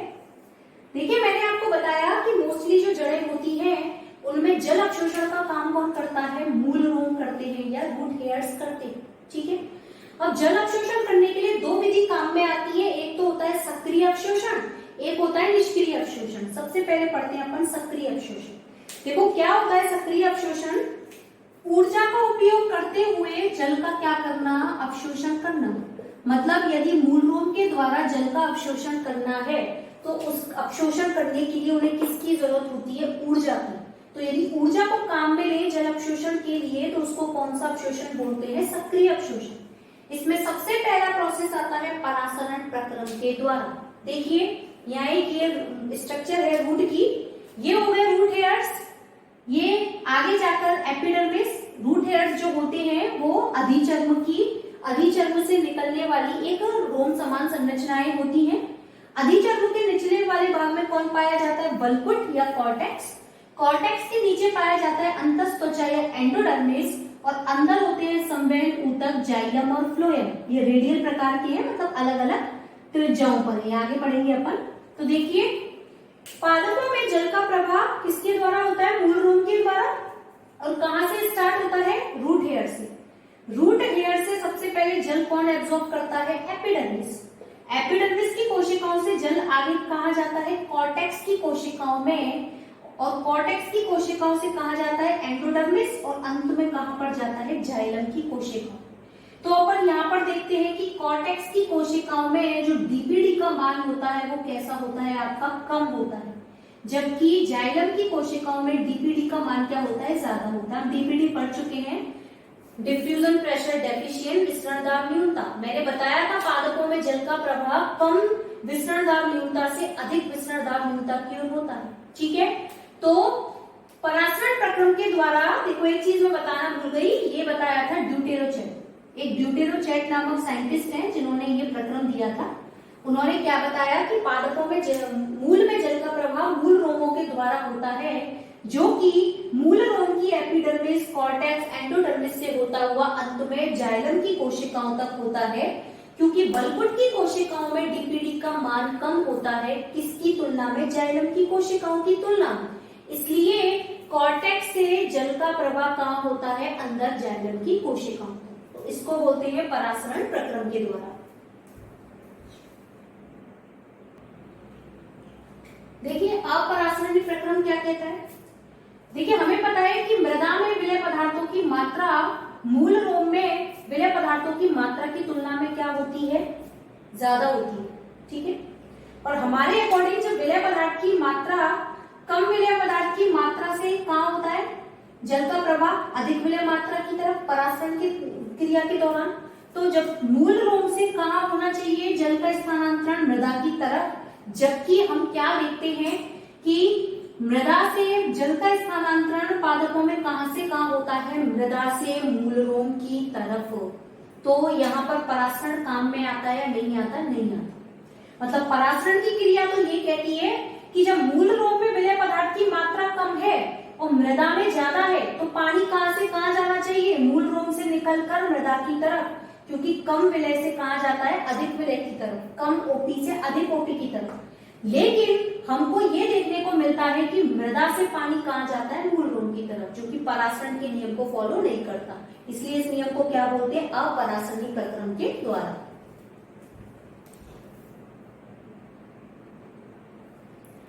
देखिए दूसरा प्रोसेस कौन सा आता है, निष्क्रिय अवशोषण। मतलब मूल रोम से द्वारा जल के अवशोषण में यदि ऊर्जा का उपयोग नहीं किया जाए, मतलब ऊर्जा की अनुपस्थिति में यदि जल का क्या किया जाए, अवशोषण किया जाए, तो ऐसे प्रक्रम को क्या बोलते हैं अपन, निष्क्रिय अवशोषण। तो ये थे मूल रोम के द्वारा जल अवशोषण के प्रक्रम। एक होता है सक्रिय अवशोषण, दूसरा कौन सा आता है, निष्क्रिय अवशोषण। सक्रिय अवशोषण में ऊर्जा की जरूरत होती है, जबकि निष्क्रिय अवशोषण में ऊर्जा की जरूरत नहीं होती। देखिए नया टॉपिक पढ़ते हैं, सबसे इंपॉर्टेंट टॉपिक रसारोहण, एसेंट ऑफ सैप। क्या होता है, देखो पादपों के निचले भागों से जाइलम की कोशिकाओं के द्वारा जल व खनिज लवणों का पादप के ऊपरी भागों तक स्थानांतरण। मतलब जाइलम की कोशिकाओं के द्वारा जल व खनिज लवणों का पादप के निचले भागों से उसके ऊपरी भागों तक स्थानांतरण करने की क्रिया क्या कहलाती है, आपकी रसारोहण कहलाती है। ठीक है, इसके लिए देखिए कई सिद्धांत दिए गए हैं। सबसे पहला आता है जैविक सिद्धांत। जैविक सिद्धांत में पहली थ्योरी आती है आपकी रिले पंप थ्योरी या रिले पंप सिद्धांत, जो दिया था गोडलेवस्की साइंटिस्ट ने। इन्होंने अपने सिद्धांत में क्या बताया, इन्होंने बताया कि यहाँ जो रूट्स होती है उनमें जो जाइलम की मृदुतकीय कोशिकाएं होती हैं, पैरेन्काइमेटस सेल, इन मृदुतकी कोशिकाओं में एक परासरण जो दाब है उसमें परिवर्तन पाया जाता है। मतलब जाइलम की मृदुतकीय कोशिकाओं में परासरण दाब में परिवर्तन होने के कारण पादपों में जल व खनिज लवणों का स्थानांतरण पादप के ऊपरी भागों तक होता है। इसको बोलते हैं रिले पंप सिद्धांत, जो किसने दिया था, गोडलेवस्की।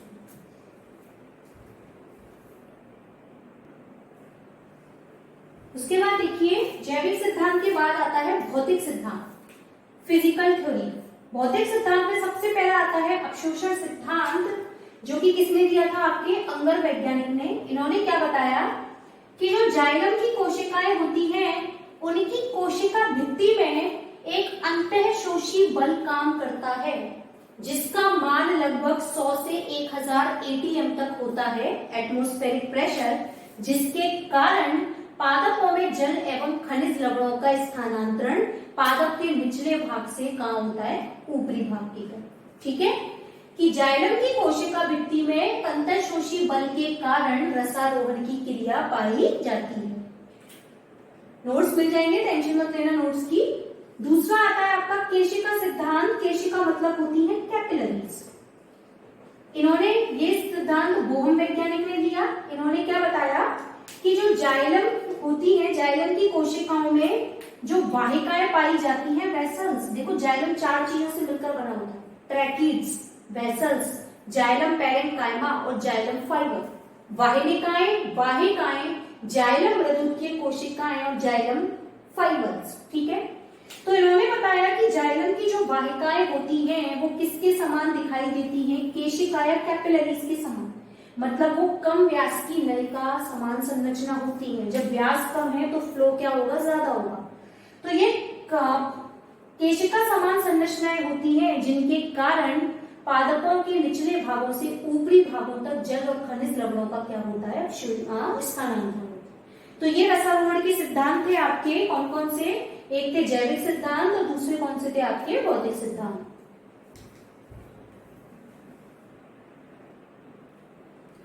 देखिए जो एक सबसे रसारोहण के लिए सबसे इंपॉर्टेंट जो सिद्धांत है वो एक सिद्धांत आता है मूलदाब सिद्धांत, एज इट इज पेपर में आता है कि रूट प्रेशर थ्योरी को समझाइए।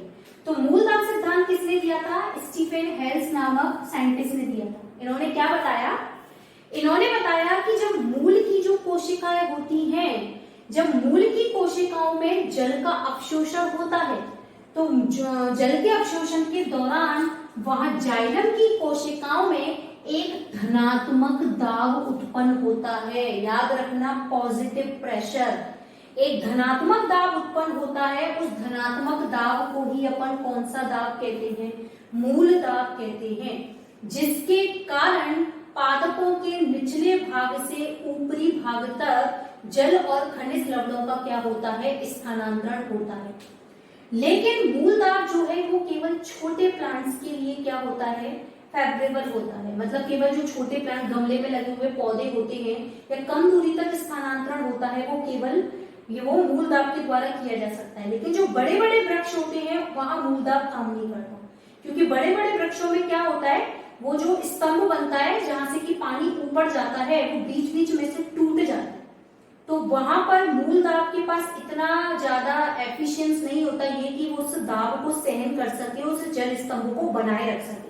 तो केवल छोटे पौधों में रसारोहण की क्रिया को समझाने के लिए कौन सा दाब काम में आता है? मूल दाब, जो कि कौन सा दाब होता है? जाइलम की कोशिकाओं में उत्पन्न एक धनात्मक दाब होता है।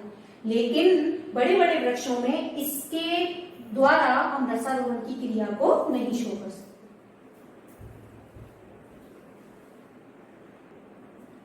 अब देखिए एक और इंपॉर्टेंट सिद्धांत, वाष्पोत्सर्जन सिद्धांत या ट्रांसपिरेशन थ्योरी। ये क्या होती है? देखो, मैंने भी बताया कि जैसे छोटे छोटे जो वृक्ष होते हैं उसमें मूल दाब तो काम कर जाता है, लेकिन जो बड़े बड़े वृक्ष होते हैं उनमें रसारोहण की क्रिया जो है वो मूल दाब के कारण नहीं हो सकती। तो वहां रसारोहण करने के लिए एक खिंचाव या एक खिंचाव बल काम में आता है। उसको अपन कौन सा बल बोलते हैं? वाष्पोत्सर्जन खिंचाव बल। देखो, जो कि इस सिद्धांत को किसने दिया था? डिक्सन और जॉली ने। इन्होंने क्या बताया, डिक्सन और जॉली ने, कि देखो वाष्पोत्सर्जन सिद्धांत में दो तरीके के बल काम करते हैं। एक तो आता है जल का ससंजन बल, ससंजन बल, और एक आता है जल व जाइलम कोशिकाओं का असंजन बल।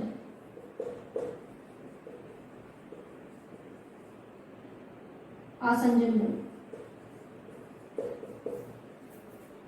देखिए क्या होते हैं, इन्होंने अपने सिद्धांत में बताया कि रसारोहण की क्रिया के दौरान जो बड़े बड़े वृक्ष होते हैं वहां प्लांट्स के निचले भाग से ऊपरी भाग तक जल व खनिज लवणों के अवशोषण के लिए, स्थानांतरण के लिए एक खिंचाव आवश्यक होता है, जिसको क्या, जो किसके द्वारा प्रोवाइड कराया जाता है? वाष्पोत्सर्जन के द्वारा।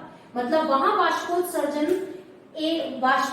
बल उत्पन्न होता है या वाष्पोत्सर्जन खिंचाव उत्पन्न होता है जो ऋणात्मक होता है, जिसके कारण निचले भाग से ऊपरी भागों तक जल और खनिज लवणों का क्या होता है? स्थानांतरण होता है। वहां दो बल काम करते हैं, जल का ससंजन बल। जल के अणुओं के मध्य लगने वाले बल को जल का ससंजन बल कहते हैं, जबकि जल एवं जाइलम की कोशिकाओं के मध्य लगने वाले बल को कौन सा बल कहा जाता है? आसंजन बल कहा जाता है, जिसके द्वारा जल जो है वो जाइलम की कोशिकाओं से होता हुआ बड़े बड़े वृक्षों में प्लांट के निचले भाग से ऊपरी भाग तक क्या होता है? स्थानांतरित होता है। तो ये था आपका वाष्पोत्सर्जन सिद्धांत। तो ये जल अवशोषण के कुछ सिद्धांत है, मूल दाब सिद्धांत, वाष्पोत्सर्जन सिद्धांत, जो आपके पेपर के लिए बहुत इंपॉर्टेंट है। छोटे क्वेश्चंस भी आते हैं कि वाष्पोत्सर्जन सिद्धांत किसने दिया, मूल दाब सिद्धांत किसने दिया, किसे कहते हैं, तो इनको अच्छे से पढ़ें। ठीक है, थैंक यू।